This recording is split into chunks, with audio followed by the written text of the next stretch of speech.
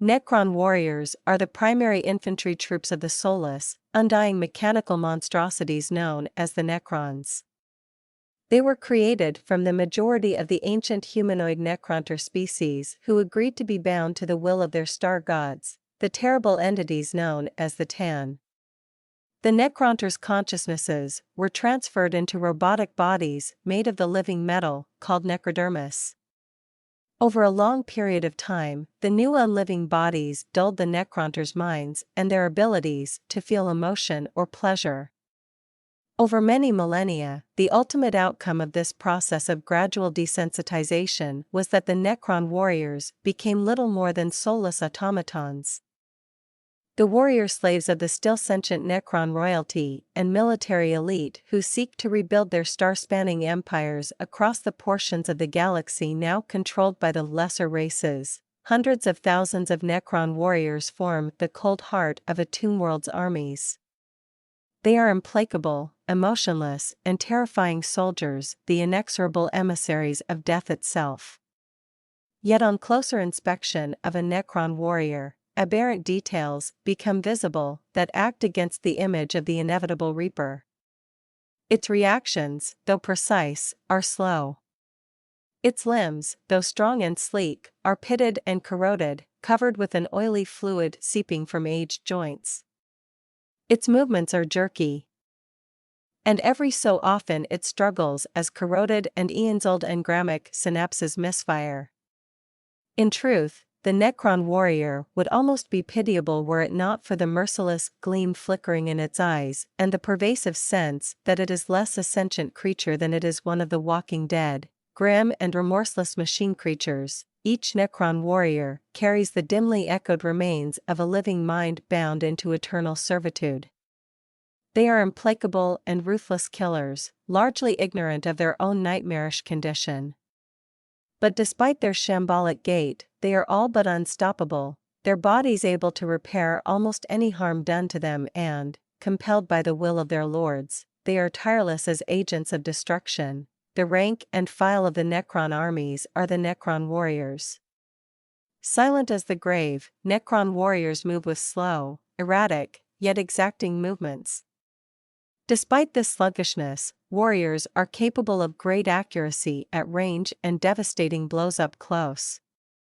Like all Necrons, a warrior's living metal necrodermis body is incredibly durable, capable of absorbing truly horrendous amounts of fire with hardly a scratch to show for it.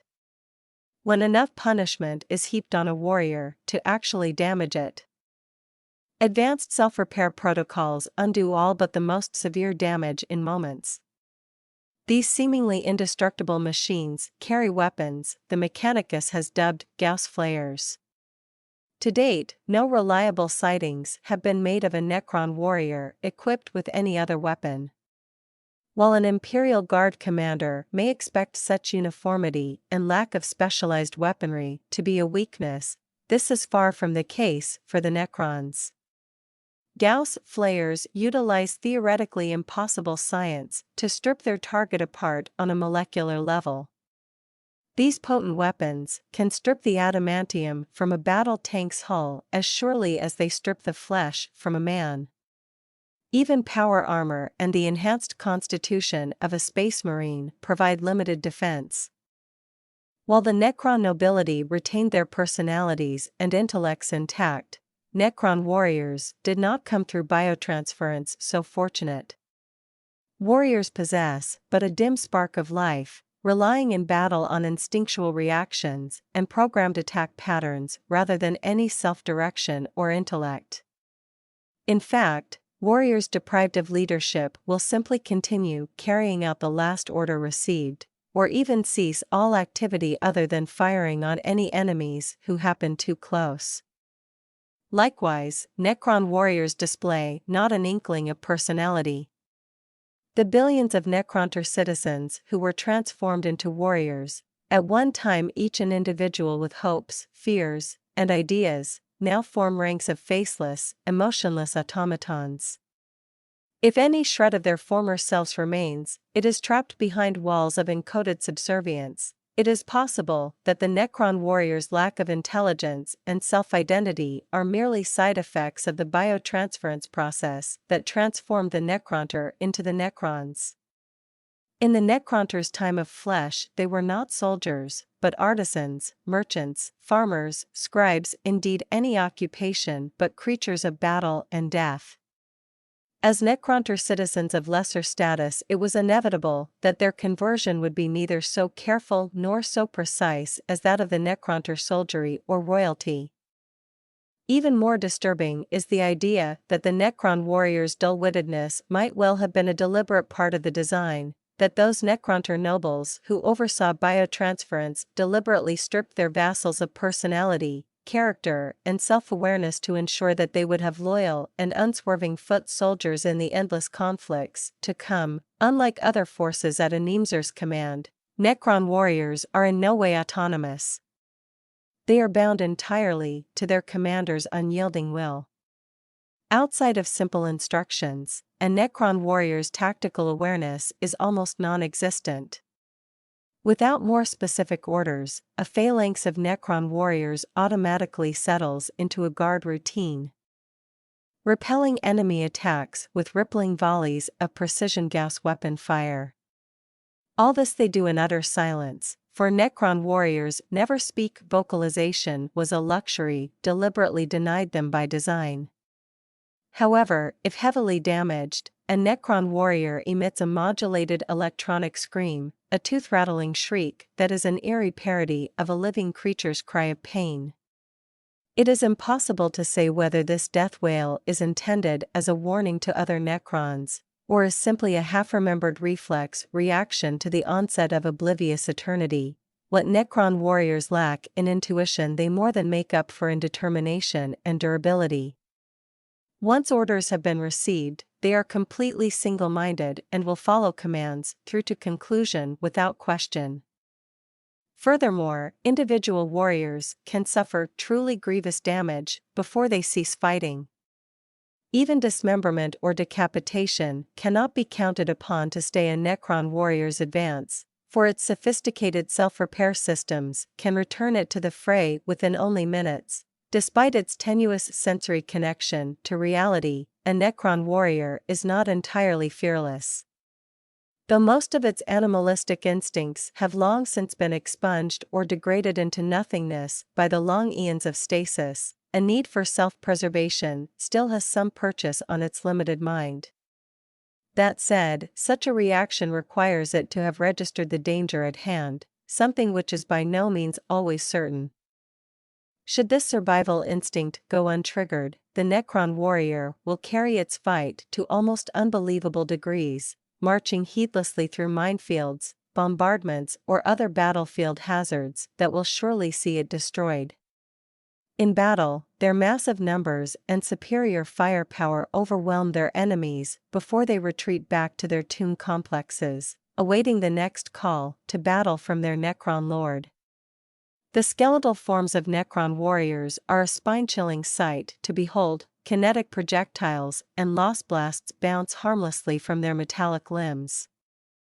The Gauss flare which they wield is no less terrifying, as it strips its targets to atoms, dissolving skin and muscle in a heartbeat and then disintegrating bone until nothing remains. Necron warriors can be deployed onto a battlefield by night scythe transports, providing their support where it is needed most. No intelligent race of the galaxy can match the Necrons for the sheer relentlessness of their army's advance.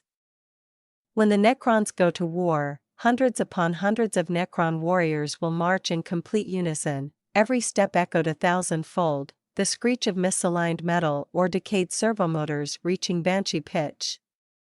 Such a density of Necrons allows their reanimation nanoscarabs to overlap their functions, abandoning unsalvageable forms in order to tip the balance elsewhere.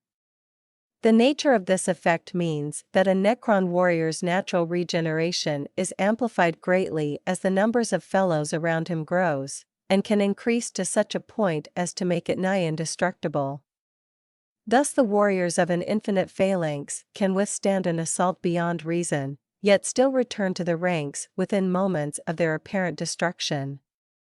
Necron warriors make use of the ubiquitous Gauss flare. A Gauss flare is a type of Necron Gauss weapon that can strip a target down to nothing molecule by molecule, reducing it to its constituent atoms in a matter of seconds. Gauss flares are rifle-like weapons consisting of a stock, a transparent tube containing the unholy and unknown viridian energy the weapon fires, and sometimes an axe-like bayonet underneath the circular muzzle. Unlike more conventional directed energy weapons, a Gauss flare does not deliver a cutting beam or pure bolt of electromagnetic force or subatomic particles. Instead, it emits an emerald, lightning-like molecular disassembling beam capable of reducing flesh, armor and bone to almost nothing. It is, supposedly, extremely painful to be shot with a Gauss flare, and victims die as much from the systemic shock of the assault as the damage caused by the beams. Gauss weapons have been known to hurt monstrous creatures that similar weapons have no hope of even scratching, and have also been documented tearing at the armor of even the most heavily armored of tanks and starship hulls with ease. The Imperium of Man is confounded by the nature of the energy used by these weapons, not only because the basic weaponry of the Necrons can cause great harm to even the most advanced vehicles deployed by the armed forces of the Imperium, but also because by all the physical principles known, these weapons should overheat and malfunction as a result of the tremendous energies they unleash, destroying the warrior who is firing them. Gauss flares are the most common of all the weapons carried by Necron soldiery, in no small part due to the fact that every single Necron warrior is armed with one of these potent weapons. However, both Doomsday Arcs and Ghost Arcs mount linked arrays of 5 Gauss flares on their sides to repel would-be flankers and assaulters. Tombstalkers also are commonly armed with 2 Gauss flares on their forelimbs so as to better engage with the enemy at range. At their most basic level, Gauss weapons can be described as linear induction motors. When fired, they appear to produce focused bipolar magnetic fields so that anything the weapon is targeted at, such as a human body, will be pulled at the subatomic level towards the gun. Gauss weapons appear to pulse with intense electrical currents, which form the potent magnetic fields that strip the target's constituent atoms even as the target is attracted towards the weapon. The design of a Gauss weapon, with all its parameters kept dynamic to achieve maximum efficiency, is a seeming mathematical impossibility. The greatest problem encountered by the Magi of the Adeptus Mechanicus in replicating Gauss weapon design is devising a means to safely generate and release the power of the energy discharge, which runs in the multi-megawatt range. Because the power required for Gauss weapons is extremely high, even microscopic imperfections in their design will generate massive energy losses. If a mechanical trigger is used to deliver the firing pulse, the moment the firing mechanisms come into contact, microscopic irregularities in the material will dissipate so much energy as to completely vaporize the gun and its user.